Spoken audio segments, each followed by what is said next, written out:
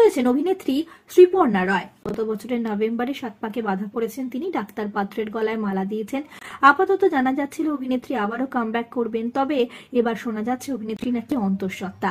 কিছুদিন আগে অভিনেত্রী পৌঁছেছিলেন আদিত্য চৌধুরী পূর্বাশার বিয়ে রেজিস্ট্রির অনুষ্ঠানে। তারপর থেকে শুরু হয় ফুসফাস যে অভিনেত্রী অন্তঃসত্ত্বা। এই খবরের সত্যতা জানবার জন্য জনপ্রিয় সংবাদ মাধ্যমের তরফ থেকে যোগাযোগ করা হয় শ্রীপর্ণার সঙ্গে। খবর শোনা মাত্রই আকাশ থেকে পড়েন অভিনেত্রী। তিনি বলেন, এসব আবার কবে উঠলো? বিশ্বাস করুন, আমি অন্তঃসত্ত্বা নই, আপাতত গুছিয়ে সংসার করছি। সবে তো দুজনের জীবন শুরু করলাম, বিয়ে বাড়িতে একটু খাচ্ছিলাম, সেই সব দেখে এই লোকে এইসব কথা বলছে। শ্রীপর্ণা জানিয়েছেন আপাতত কাজই তার মূল ফোকাস। আগামী 1-2 মাসের মধ্যে সুখবর দেবেন তিনি। তবে ছোট পর্দায় কামব্যাক নিয়ে স্পষ্ট কিছু জানাননি তিনি। মাতৃত্বের বিষয়ে অভিনেত্রী জানিয়েছেন তিনি এখনই মা হতে চান না। তার স্পষ্ট জবাব, এখনই 2 থেকে 3 হওয়ার পরিকল্পনা নেই। জানা যাচ্ছে অ্যাক্রোপলিস এন্টারটেনমেন্টের আগামী ধারাবাহিকে তাকে দেখা যাবে অভিনয় করতে।